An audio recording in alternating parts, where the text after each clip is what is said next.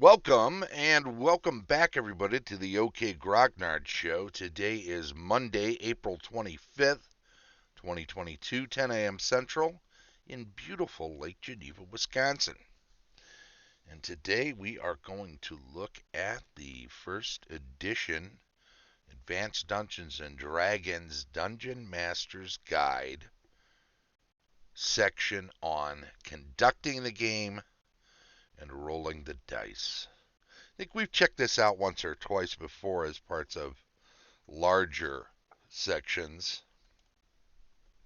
but it is due for a relook, in part because it's come up a couple of times over this last week as I was talking to various people at the shop and also in a couple of Facebook groups where I am a member. And it surprises me as often as this comes up, it surprises me that it keeps coming up.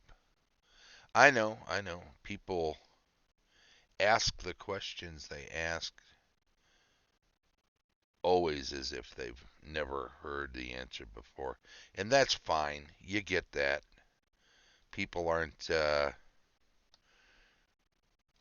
bound to read everything that everybody else has read. Let's adjust me into the little window there. Hey,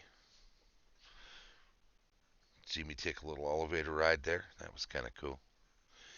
And people don't read everything I read or read everything everybody else has read, so it's not unusual for certain questions that are important questions to come up time and again.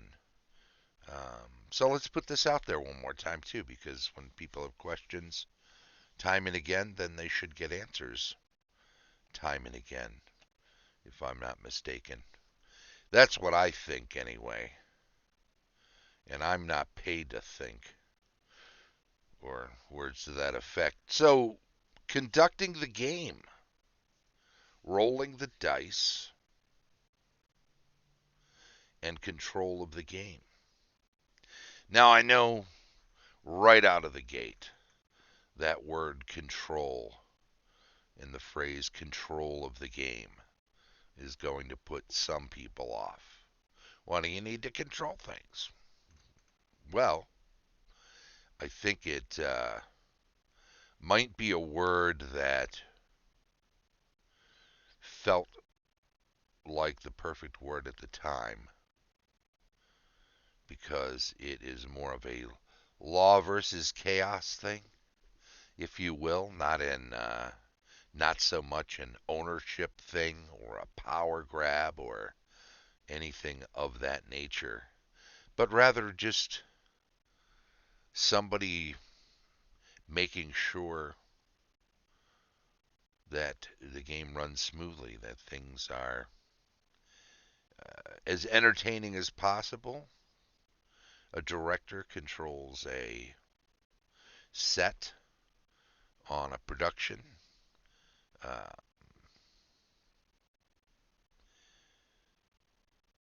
Editor and writers combine to control a narrative within a book. And I always hate to make those kinds of comparisons because, as I always say,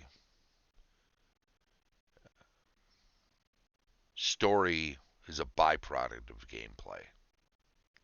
So you're not trying to force things in a certain direction. However, as we'll read from Gary himself, sometimes you do nudge things in a certain direction.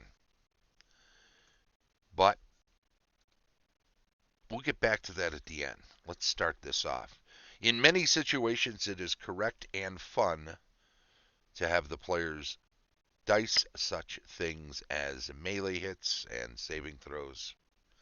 However, it is your right to control the dice at any time and to roll dice for the players. You might wish to do this to keep them from knowing some aspect or some specific fact. You might also wish to give them an edge in finding a particular clue. For example, a secret door that leads to a complex of monsters and treasures that will be especially entertaining. You do have every right to overrule the dice at any time if there is a particular course of events that you would like to have occur. In making such a decision, you should never seriously harm the party or a non-player character with your actions. And now capitalize and in quotes with an exclamation point. Always give your monsters an even break. That I think some people get put off by, and I don't know why. I think it's tongue in cheek. I think it's not meant to say that your monsters should win. It's not about winning after all, and never has been. The DM is not an adversary. The DM could wipe you out in an instance if he were being adversarial. You just add more monsters. And if you don't get taken down by them, throw some more at you. At some point, you're going to lose if the DM's in charge of trying to take you out. So don't think that way. And don't think that way if you do get taken out. Well, he must have decided he is my adversary. Or she was always out to get me and now she found her chance because I was on the ropes and she threw that one extra thing at me. That's not the case. You're not being targeted. You're not being put out of the game in that way. So try not to get that feeling that you're being singled out. It's not the case, and you should just look at it as part of the game. In this particular case, when Gary is saying, don't let him miss a secret door, it seems counterintuitive, right? To make something secret and then to when it's not discovered naturally by the players through their cleverness or accidentally by a random roll of the dice to nudge the dice to one side to force the finding of a secret door or to encourage it in some way through some extra clues to make sure they see what they've been missing all this time. That seems counterintuitive to the whole idea of a secret door. Why make it secret if you want it to be found?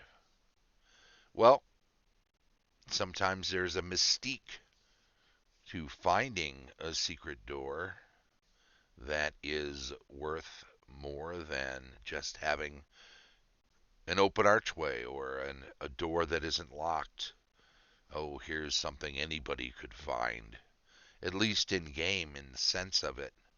The sense of it among the players through their characters is that this was something that wasn't meant to be found that we have found, so it must be important, or at least it must be something exciting, and it breeds a certain excitement. But by all means, leave doors secret. Maybe they'll be found later in a campaign. I know that in a recent game I ran that the players were having difficulty finding the real treasure. They found some faux treasures. And in the end, a very dangerous trap kept them from discovering the bulk of the treasure. And what in turn happened was they barely got out with their lives and not completely intact. And to tell the truth, that as exciting as a series of events that was, without a treasure at the end of it, I noticed that the players were not as excited as I expected them to be. Oh, we just barely got out with our lives. Yeah, you got out with your lives. This is a good thing. This is an exciting thing. You managed to overcome the odds, and you know what the odds were. You faced them. You were aware of them as it was happening, and yet somehow you survived. But yeah, not finding a treasure kind of took a little bit of the extra goodness out of that. So maybe just maybe, there is something to be said for finding that treasure anyway. Perhaps maybe there was a different way. They did trap a creature, a monster, and avoided actually having to fight it tooth and nail down to the end based on having trapped it where they trapped it, but they had trapped it between themselves and the treasure. So they would have had to deal with that in a different way, and it was tough, and it may have taken several of them out. So I don't know. I don't know. I can't say 100% that it wasn't exciting for them. Sarah played in that game, so Sarah knows what happened there. If Sarah's here, she might chime in on the chat. She hasn't just yet. The creature in the sarcophagus, it was exciting. Okay, that's good to know. Would it have been more exciting if you had beaten the creature rather than trapped it and gotten through behind it to it, underneath it really, to its treasure? Would that have made more of a difference in the feeling? Sarah says, I liked that we had a consequence for avoiding a fight. Yeah, okay. Yeah, that's fair, right? Um, Avoiding the fight saved your lives, but defeating the creature would have meant saving your lives, or at least some of them, plus getting treasure. It was a choice that was made, and at the end of the day, survival. Hmm, yeah, okay. I'm glad you said that. I'm glad I asked because I was curious whether or not that was going to be the case. Well, let's continue. Example of dice rolls which should always be made secretly are listening, hiding in shadows, detecting traps, moving silently, finding secret doors, monster saving throws, and attacks made upon the party without their possible knowledge. That last caveat there, without their possible knowledge, is a very important one and applies to all of the idea of possible knowledge. Listening. Yeah, well, if you listen and you roll the dice, you know whether there was something to be heard or not. If I, as a DM, roll the dice and you don't hear anything, you don't know if you just didn't hear or if there's nothing to hear. That's an important distinction when you're exploring. It's a matter of, what do they call it? Perfect knowledge. How much should the player character, how much should the player know through their character? Are there circumstances that you should not be aware of, whether or not there's something there? I think so. I think it makes the game more exciting to have that extra degree of not knowing. Hiding in shadows, can you be seen? You don't know until something looks for you. Detecting traps, is there a trap or isn't there a trap? You don't detect any. Doesn't mean there isn't one. You might just not have had any luck finding. Moving silently, does something hear you? You don't know. You don't own their ears. Finding secret doors, this is the one from above, right? Is there one? Isn't there one? Well, if you didn't detect one, it doesn't mean there isn't one. Monster saving throws. How would you be able to make a monster saving throw or to understand whether or not it works and thereby gain some idea of how much damage it has actually taken beyond just looking at it and seeing whether or not it's still in good shape. So all of that is true. Examples of dice rolls that should always be made in secret, says Gary, and it's not bad advice. We'll continue. There will be times, or let's take a moment, check the chat here. Sarah has added, yeah, I wasn't part of that decision, but if we had fought it, it would have been exciting or deadly, probably both. She also asks, and yeah, and you're absolutely right. It was a very tough final encounter in that particular tomb and would have, in all likelihood, had a very good chance of taking out one or more of the party members. So I think it was the right choice under those circumstances. If there had been a larger chance of beating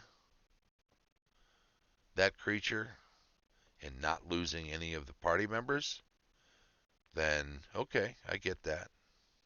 That's worth a shot. Sarah also asks, is there passive perception in AD&D? I can't remember. Nope. No, uh, not directly. Um, Elves, for instance, can, if they walk within 10 feet of a secret door, can offhandedly detect it. That's a secret DM roll for sure. You can ask a player who plays an elf to roll a six-sider when they're down at the end of a dead-end hallway, but you're pretty much telling them, hey, secret door there. You rolled a six? Oh yeah, you don't notice anything. They're gonna start searching, right? Because they know you were probably having them roll for a secret door check. I'll keep reading a little further along here. There will be times in which the rules do not cover a specific action that a player will attempt. In such situations, instead of being forced to make a decision, take the option to allow the dice to control the situation. This can be done by assigning a reasonable probability to an event and then letting the player dice to see if he or she can make that percentage. You can weigh the dice in any way so as to give the advantage to either the player or the non-player character, whichever seems more correct and logical to you while being fair to both sides. And this points out another thing to take into consideration with the previous passage about which roles to make as the DM secretly. In part, that is because there will be other circumstances that affect those dice rolls of which the players themselves may not be aware. If, for instance, certainly straight up, if there's no secret door but they're searching for one, they don't know it's not there. What if it's been magically hard to find, so you got to roll two successful secret door checks to be able to find it because magically that's how it's been enhanced? They shouldn't know that, right? So how could they know that? Maybe if they're throwing detect magic, they detect magic. Maybe if they're then identifying and sticking around long enough to do that sort of thing, then they can gain that knowledge, but just out of the gate, they don't know it. We'll continue then with now and then. A player will die through no fault of his own. He or she will have done everything correctly, taken every reasonable precaution, but still the freakish roll of the dice will kill the character. In the long run, you should let such things pass, as the players will kill more often will kill more than one opponent with their own freakish dice rolls at some later time. Yet you do not want to have the right. Yeah, sorry. Yet you do have the right to arbitrate the situation. You can rule that the player, instead of dying, is knocked unconscious, loses a limb, is blinded in one eye, or invoke any reasonable severe penalty that still takes into account what the player character still takes into account what the monster has done. It is very demoralizing to the players to lose a cared for player character when they have played well. When they have done something stupid or have not taken precautions, then let the dice fall where they may. Again, if you have available ample means of raising characters from the dead, even death is not too severe. Remember, however, the Constitution-based limit to resurrections. Yet, one die roll that you should never tamper with is the system shock roll, to be raised from the dead. If a character fails that roll, which he or she should make him or herself, he or she is forever dead. There must be some final death, or immortality will take over, and again the game will become boring because the player characters will have 9+ lives each. Gary makes a very good point. The deadliness of the game is part of what makes it exciting. The fact that you could lose a character means something to you and to the character. I think also in this particular instance, we had a situation in that same game that Sarah and I were just discussing where a stone block was coming down and a player character missed a dexterity roll and did not extricate themselves from the doorway that was being sealed off. And there was a possibility of killing the character there, but instead of doing that, I took his foot. And there was a quick scramble to try to heal. I forgot to have him do a system shock roll. I should have had him do a system shock roll. It just doesn't happen often enough, and it was late in the night, and we were getting close to pushing the time limit on the game, and quite frankly, if they had missed a system shock roll after losing a foot and it would have seemed like a tease. So I'm okay that I missed that. I'm sad I didn't think of it till now. And I'm only thinking of it now because of it being in this passage.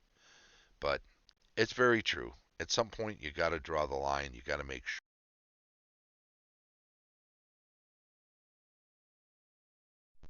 You got to make sure that there is some limitation to avoiding death. That death is a possibility.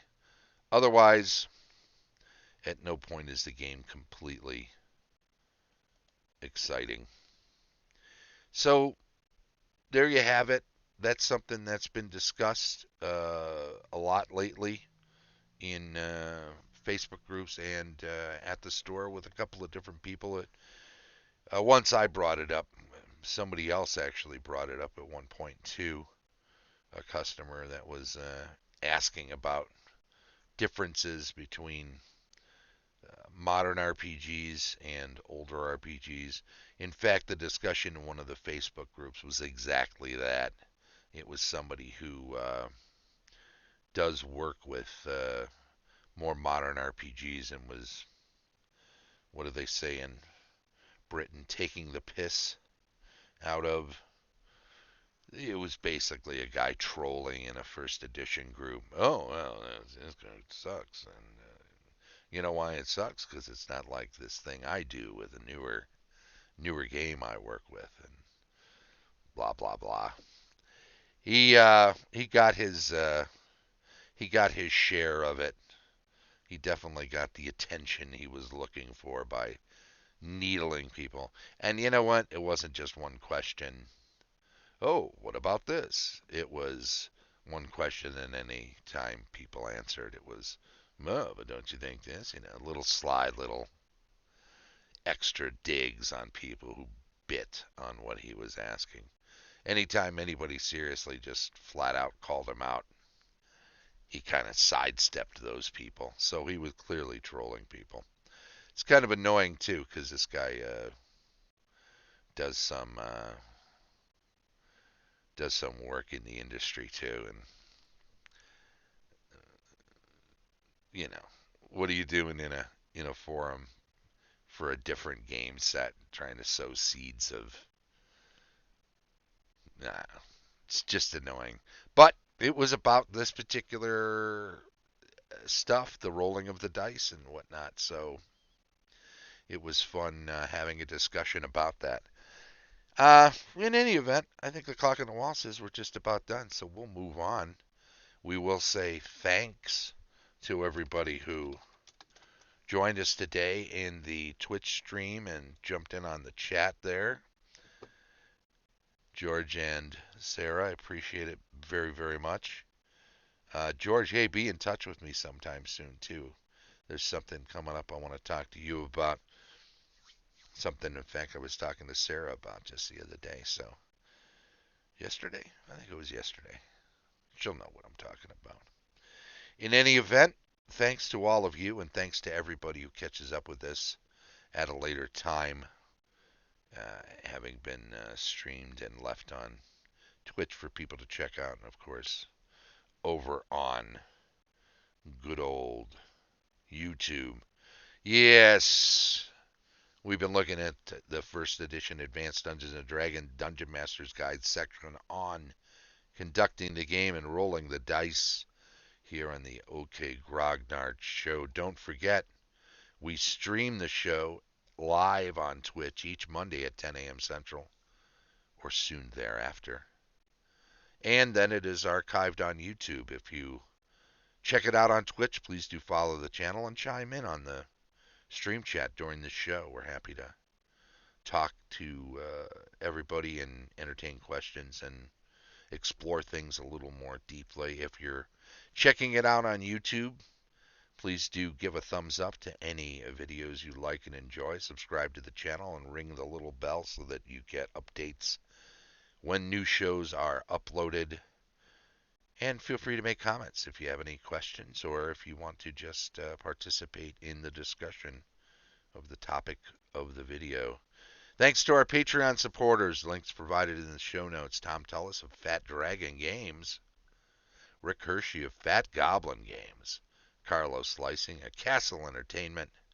Heath Farndon of the Antipodean D20. Dave O'Brien of Quacks Games. And Shane Bradley, DM extraordinaire. He himself. This has been the OK Grognard Show from beautiful Lake Geneva, Wisconsin. Bye-bye.